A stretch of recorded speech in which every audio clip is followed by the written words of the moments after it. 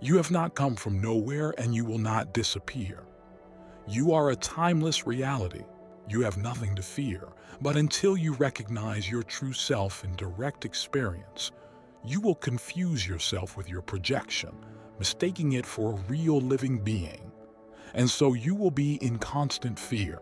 And not only by getting rid of false fear will you realize what true freedom and serenity are. Fearlessness automatically releases love, the only true, unpretentious love. Love for your own self, which now contains the whole universe, because the universe is your own dance. The first thing necessary for a successful practice is to organize your life properly. To organize your life properly means to inspect your busyness during the day, identify what is not necessary, and firmly give it up.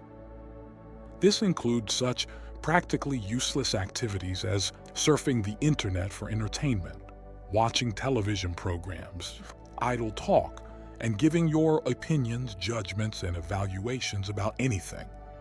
You need to free up as much time as possible for practicing. Only when the incumbent disappears, then you can allow yourself spontaneity, but not before. You try to perform the necessary actions without the feeling of "I'm doing," but they must be really necessary actions.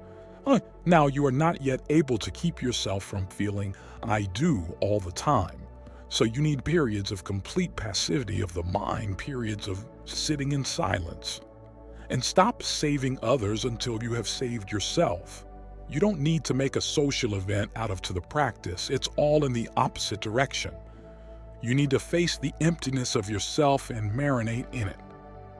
Now, you don't know how to be alone with yourself.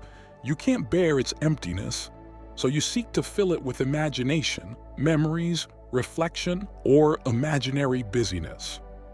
You will need to face the emptiness of yourself one-on-one and endure it, walk through it. Sit with yourself and do not think about anything. Do not imagine any states and do not deviate from ordinary, momentary consciousness. Don't fly away or dissolve anywhere. Be in clear awareness of the feeling of yourself. You need to feel what you are without imagination. You are what? You need to feel it. Not to make it up, not to create another concept, but just to feel it without describing it in any way. To do this, stay in simple self-awareness, without mind wandering in your head, heart, and other limbs. In no case you should not fall into any blissful states. You should just sit alone with yourself, realizing but not describing yourself, the I feeling. Then you will pass through that sense of self, but there will be no you anymore. Remember, all your meditative states are ego states. It is very difficult but possible to break through the ego, and you will have to go through a long period of sitting with your ego, sense of self, to do so. There are no states of bliss in the awakened mind. Whatever you imagine about your nature will be wrong. It is not the experience of bliss in meditation. It is much closer to the most ordinary but clear consciousness, only without thinking. In order for you to be able to have this kind of incubation, you need to organize your life correctly. Give up everything that is not really necessary. This is a condition that cannot be crossed. Now, I am going to tell you a secret about the practice, although the word secret should have been put in quotation marks because everybody knows it. This mystery is the simplest words of the Master, words so common and well known that all seekers have grown tired of them and have simply stopped noticing them. When words are few, each word is examined with the utmost care, and then it is discovered that it is a material that can be turned into a jewel. But today's seeker is looking for an already processed and preferably huge diamond that would hit him on the head and he would instantly become enlightened. Even Buddha did not have such diamonds, neither did Padmasambhava, nor Ramana Maharshi, nor Nisargadatta Maharaj, nor does anyone have them now. Do not seek what is not there. It is useless to run from master to master. So you will lose time and faith. No matter how deeply a master's words penetrate you, no matter what states you experience in his presence, it will all be lost. It is always lost because in reality there is no master. There are no magic words that can instantly turn something around in you. There are no unique practices. These are empty illusions, fruitless hopes, and I warn you against chasing after them. Even if you had the opportunity to live near Ramana Maharshi, even then nothing would change. He himself has spoken about it. How many people have been around him for many years?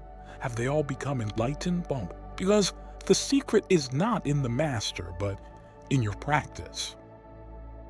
It was not some secret practice, but the most ordinary and well-known words that you just have to put into action.